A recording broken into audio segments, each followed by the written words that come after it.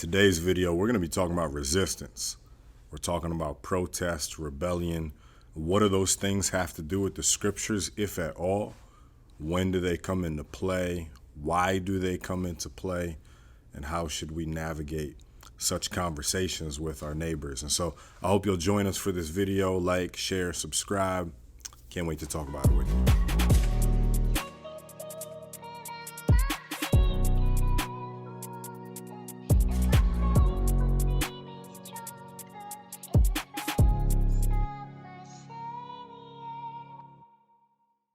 What's up, guys? Welcome to another episode of Deep Dives. My name is Gavin. I'm a pastor here in South Florida, and this is where we dive deep into issues of theology and culture and try to give a biblical understanding of it.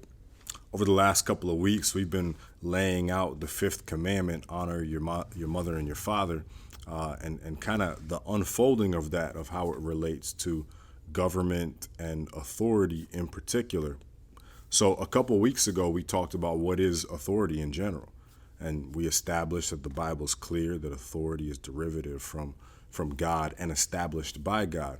And then a couple of weeks after that, we looked at the separation of church and state, this idea that we've got spiritual religious practices that are meant to be distinct from the state practices and civil authorities. Well, I remember back in 2016, and you guys probably remember this too, during the fall. I've grown up as a San Francisco 49ers fan. I have no idea how that happened. I've grown up in South Florida my entire life. I think it was because the 94 Super Bowl or 95, somewhere around then, Steve Young, Jerry Rice, those guys winning the Super Bowl by 1 million over the San Diego Chargers at the time. I remember watching that as a kid. I think that was around the time that I became a 49ers fan.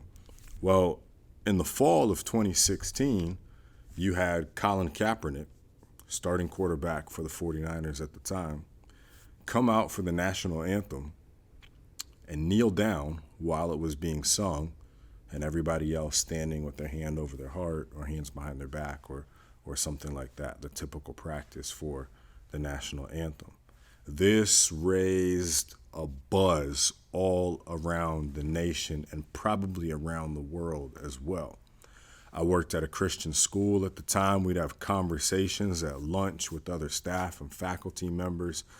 Topics would come up in class with students. It was the conversation. Twitter was a buzz at the time as well. Still kind of a newer social media platform. I remember people were tweeting their opinions about this quite a bit. But what you had there was an individual deciding that they were going to protest laws of government. And the purposes of this video is to figure out how we navigate that. When do I, as an individual, or me and my church together, decide this is a proper time or a good issue to protest? How do I, as an individual, or we as a church, discuss specific cases of protest or resistance, and how do we assess whether or not it is the will of God? What I wanted to do first was take a look at the beginning of Romans chapter 13 and see what we can glean from it. This is Paul, beginning in verse 1. He says, "Let every person be subject to the governing authorities. There is no authority except from God, and those that exist have been instituted by God." This was a point we established a couple weeks ago. Authority comes from God. Think of it in this way. God creates human beings in his image. What it means to be made in his image is to represent and reflect his dominion, his authority, and his character to the rest of creation. So we're like little images of God meant to be an extension of his authority. It's like a CEO that hires a manager. The manager doesn't carry his own authority, but is derivative of the authority that's given to him by the CEO or the owner of the company. That's what we have as human beings. And so governing authorities that we create, when we create governments, whether it be a democratic republic like we have in the U.S., or a monarchy elsewhere, or a democracy that's not a republic, just direct votes, whatever the case may be, that's us trying to figure out the best way to use the authority given to us by God to govern one another. Now, the other implication there before I go to verse 2 is to understand that sometimes governments are unjust. We might even say oftentimes governments are unjust. In any given society, you have a variety, a diversity of people. You have a diversity of races. That's what we have here in the United States of America. You have a diversity of socioeconomic status. There's rich, there's poor, there's the middle class in between. And as a result of social constructs, sometimes we can have a caste system based on race. Sometimes we can have a caste system based on economic status. Sometimes these factors combine together, and those who are poor and of a specific race are treated less fairly than those who are wealthy and of a different kind of race, a majority race. And so the Bible is pretty clear, and you can't derive this from this passage, but other passages like Isaiah and Jeremiah, you're able to surmise that God's created all human beings equal. And so race distinction, gender distinction, while important and distinct, unique gifts from God, they don't make anybody higher or lesser than another person. And so, all that to say, if verse 1 says that governing authorities come from God, part of that authority is meant to ensure the rights and values and image of godness of all people within that society. Another way to say that would be, it's unjust for a government to pass laws that disparage certain individuals and uplift others simply based on external factors. Verse 2, since God is the authority and government is an expression of his authority, primarily either good or bad government. Verse 2 then says, therefore, whoever resists the authorities resists what God has appointed, and those who resist will incur judgment. I got a couple of questions as I read that. First is who's delivering the judgment?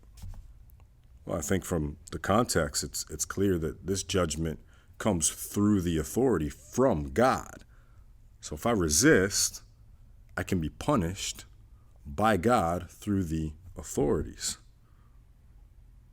Well, the next obvious question then is something like kneeling for the national anthem, like Colin Kaepernick. That's resisting the authorities, right? The established practice of you must stand. Now, in that case, it wasn't a violation of a law, and the NFL had to go about creating a law based on that situation. But you get the point. Maybe another more pointed example would be like sit-ins in the 1950s, where there's a law that says this restaurant is for whites only, and you had black people come in and sit at those restaurants, directly violating and resisting the law. So according to verse 2, is something like that. Is that a resisting of the authority and a resisting of God and rightly the incurring of judgment? We have to look a little bit deeper into what Paul means and doesn't mean by resist. The Bible has 3 categories of law, and that's super important for us to understand. The first category is that of moral law. The 10 Commandments spell that out pretty clearly. The character of God and his will for all of humanity is spelled out in the 10 Commandments. That's moral law. It's wrong to kill. It's wrong to lust. It's wrong to commit adultery. It's wrong to steal. It's wrong to covet. It's wrong to lie. All of those things talk about or have to do with morality. Well, the second kind is ceremonial law. So these are the kinds of laws that govern how we worship. So, for example, in the Old Testament, you might have laws on which festivals you celebrate and at what time of the year. What kind of food is prepared during that festival? What kind of animals are sacrificed and for what purpose? Where are those animal sacrifices placed inside of the house of worship, and who is allowed to bring those sacrifices? Those are laws that govern worship. The final category would be civil laws. These are the laws that govern how we interact with one another in a given time and place in society. This is an easy one to understand. Laws in Florida are different than laws that are in California. Laws in the United States are different than laws that are in Saudi Arabia. That's an example of civil laws. Now, when Paul's talking about resisting, whoever resists authorities, he's talking specifically about the category of civil law. How do I know this? When I go down to verse 6 and verse 7, Paul gives a pretty clear example. For because of this, you also pay taxes. Verse 7, pay to all what is owed to them. Taxes to whom taxes are owed, revenue to whom revenue is owed, so on and so forth. Tax is very clearly a civil law. Taxes in Florida are different than taxes in New York. Taxes in Broward County are different than taxes in Miami-Dade County. Taxes in Coral Springs are different than taxes in Plantation. That is a civil law dependent on where you live in the time and specific place.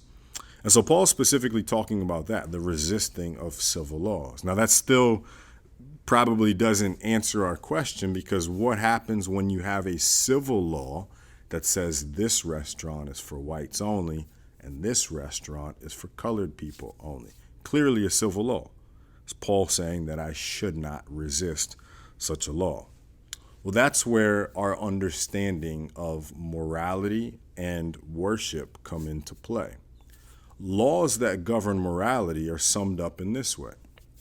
Jesus says in Matthew chapter 22 that the whole law is summarized in this: love the Lord your God with all your heart, with all your soul, with all your mind, and with all your strength. And he says the second is like it: love your neighbor as yourself. So taking those 10 commandments again, we can rightly divide the first 4 commandments, commandments 1, 2, 3, and 4, as laws pertaining to how I interact with God, and the final 6, commandments 5 through 10, pertaining to how I interact with my neighbor. And so if Jesus summarizes this as love God and love neighbor, we have to ask the question, is segregating lunch counters loving to our neighbor? Is separating schools, segregating a school district, is that loving to my neighbor? Is that upholding the dignity of human beings? That's an easy one to go into the scriptures and be able to point out. No, it's not. To be able to say that a white restaurant, a white education, a white school is better than a black one, and these two can't be mixed and can't be integrated together, that's a civil law based on immoral principles. And therefore, I've got the right to resist that. Now, again, where am I getting that from? How can I decide that we have the right to resist such laws? Look no further than the book of Daniel. If you know the story of Daniel, Daniel is part of a group that was exiled from Israel and then kept as slaves, really, in the land of Babylon. And while they're there in Babylon, the king institutes this decree where at a certain time of day, you had to bow down and worship and pay homage to the king. Well, here Daniel and his friends have a dilemma, because the first commandment very clearly says to have no other gods other than God. So I can't bow down to another person because God's law says not to. So my moral compass tells me I worship God and God alone. I cannot worship this king. Therefore, I resist and I disobey. And that's exactly what Daniel does. And it's pretty clear throughout the book. God blesses that decision. You can look at the actions of Jesus Christ himself, resisting the laws and the customs of the Pharisees, healing people on the Sabbath, which consistently drove them nuts. They had a civil law that was based in an immoral understanding, and so Jesus resisted it. Take Paul writing this book to the Romans. He'd been imprisoned several times. Why did he go to jail? He didn't go to jail for stealing, killing, violating those moral and civil laws that are consistent. Rather, he violated the laws that said you cannot preach in the name of Jesus, which clearly is immoral to tell somebody to do so. And so clearly, Paul cannot be talking in verse 2 about resistance at all is bad. He's talking about a specific kind of resistance. If your government has instituted taxes and speed limits and city codes and things of that nature, so long as it's not a violation of the dignity of God in human beings, it's not a violation of loving your neighbor, it's not restricting Christian worship or any other kind of worship, then you should follow that law. You should pay your taxes. There is no justification for a Christian to say, I didn't vote for Donald Trump, or I didn't vote for Joe Biden, therefore I'm not paying this tax. You, my friend, are in sin if you make such a decision. However, if such a law exists that restricts worship, that causes you to disparage your neighbor and to use discrimination, you can resist that law. Let me use one more example and then we'll wrap up. During the year of 2020, we had varying states and counties pass differing laws regarding mask mandates and gatherings for religious worship. You probably remember arguing with some random person on Facebook that you don't know very well over such an issue. And so does the government have the right to be able to tell people that they can't gather in groups larger than 50 and they must be 6 feet apart and they must have masks on their face? Maybe you're hoping for me to tell you that that's the kind of resistance that Paul would demonstrate and would champion, that Jesus would demonstrate and would champion. And I hate to tell you, I don't think so. If a law is based on safety, on loving your neighbor, on trying to stop spreading a specific disease, whether the information is good or not, we should try to respect such laws and love our neighbors and submit to the governing authorities. And so I think that's a good company, and there's room for debate on things like that. But I think having those categories of ceremonial, civil, and moral law, when civil laws violate the ceremonial or the moral, I have the right to resist. But so long as a civil law stays consistent with what God has prescribed in the others, then I'm obligated to obey because the governing authorities exist for my good, and resisting will incur the judgment of God. I hope that's helpful. I hope this sparks some good conversation and debate. And more importantly, I hope that this helps to inform you how to approach governing authorities in your local area, at the national level, and with people with whom you interact. I'll see you again next week, or see you soon. And I hope this video blessed you. Take care.